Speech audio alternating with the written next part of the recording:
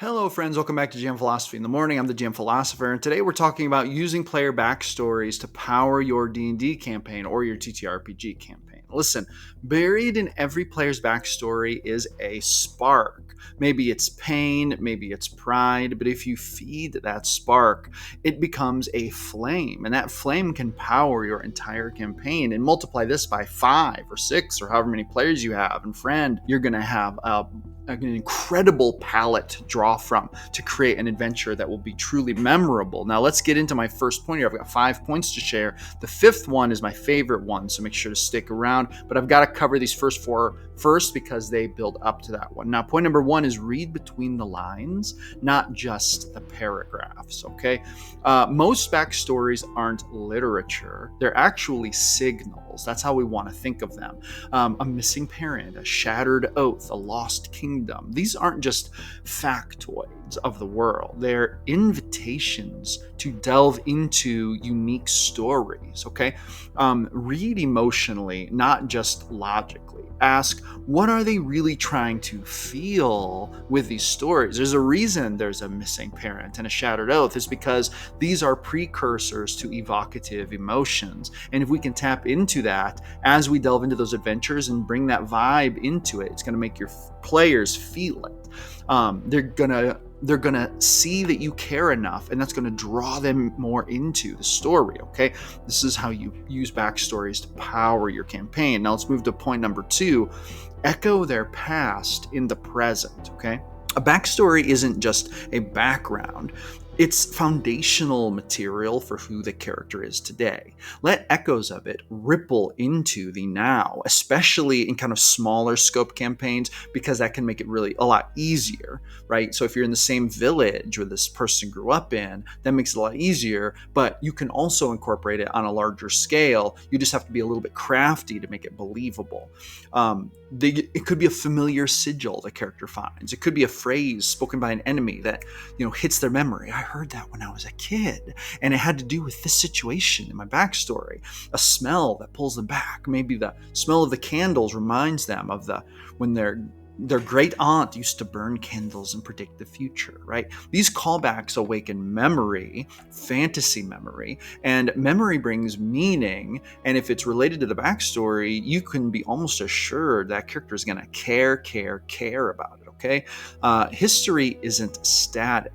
Let it haunt the living. This will help you to make player backstories a huge part of the fuel that gives your campaign emotional power. Now, let's move to point number 3, intertwine player histories. Okay, now this one I haven't talked about as much on this channel. This is a little bit of a tricky one. But before we dive into this, I want to encourage you to hit that subscribe button, hit that thumbs up button, help me to grow the channel. Let's get to 10,000 subs. We're in it to win it. All right.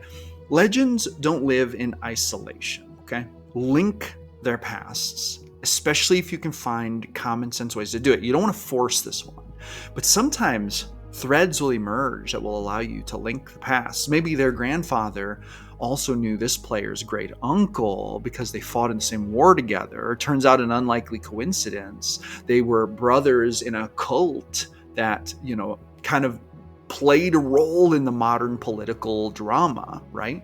Coming back to haunt the present. Maybe the two characters share a same nemesis, but the nemesis appeared differently in the two backstories.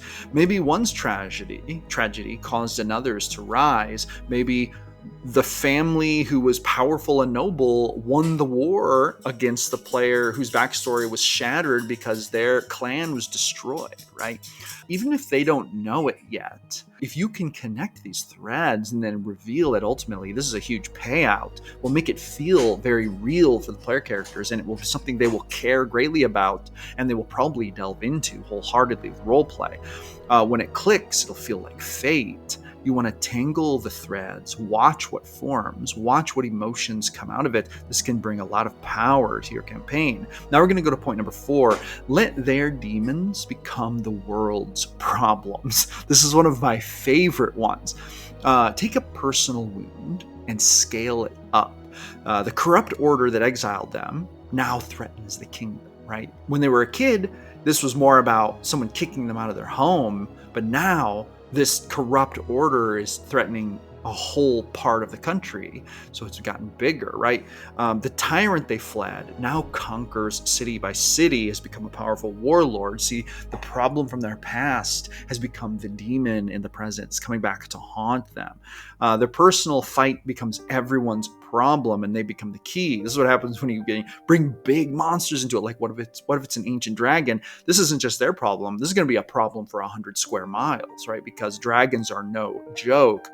What haunts them from the past should shape the present world. And if you can find a way to do this for every single player, at least once every 3 levels, like a little arc about that. It doesn't have to be a big adventure. It doesn't have to be a prime adventure. It doesn't have to be what the campaign's about. But if you can bring those conflicts in, this can really shape your campaign, make it so powerful as a result of the fuel that comes from those backstories. And you get an extra bonus because player characters will care so much more about it if it does come from their backstories. Now, point number 5 is actually one of the most important ones.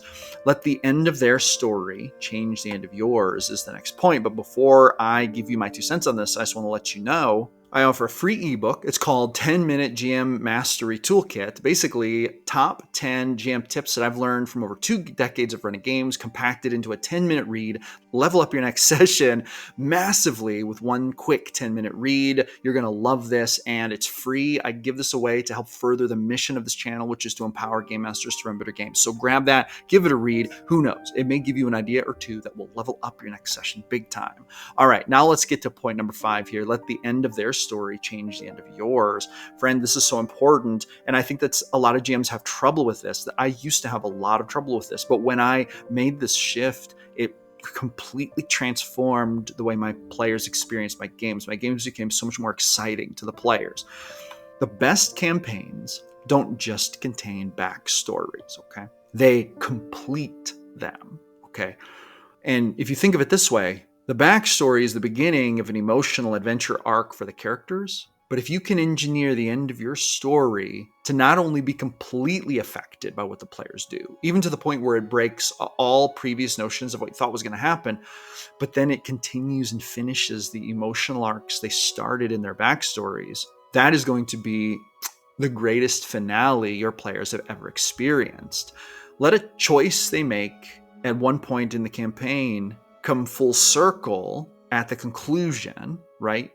Try to bring it all together. Identify the 2, 3, 4 emotional themes each character is chasing. And friend, this is work. I'm not going to lie to you. This is work. But even if you can just isolate one emotional arc that this player's been on, and then you can incorporate those things and tie them up at the end, bring fulfillment, bring conclusion, bring finality to it. It's going to feel like you are a master wizard architect of story, and your players are going to be left scratching their heads, being like, I don't know how he did it. I don't know how she did it. We completely ruined the story that they planned at every turn, and yet they still brought it to a beautiful close, like a Hollywood film. How did they do it? Well, I'm going to tell you, friends, this is the magic behind the screen. The way we do it is by keeping track of the emotional themes. The plot can come and go. It can change, it can twist, it can twirly-dirl everywhere but Sunday. It doesn't matter.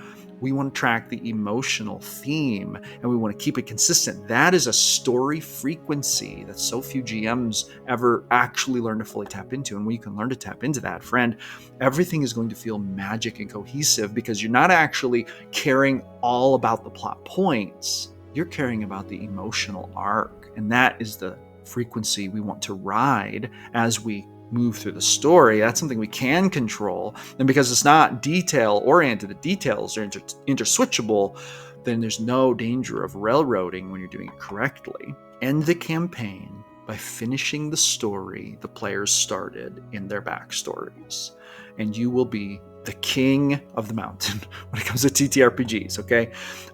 Your plot can help carry the campaign. It can at least get it started. You know what I'm talking about. But the backstories gave your campaign soul to begin with. This is how it is born.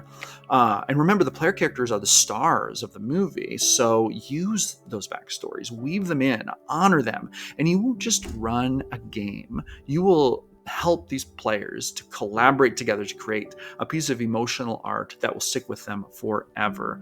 This is how you use player backstories to power your campaigns to epic levels. Thank you so much for coming back for another episode of GM Philosophy in the Morning. I'm the GM Philosopher. I will catch you awesome people on the next one.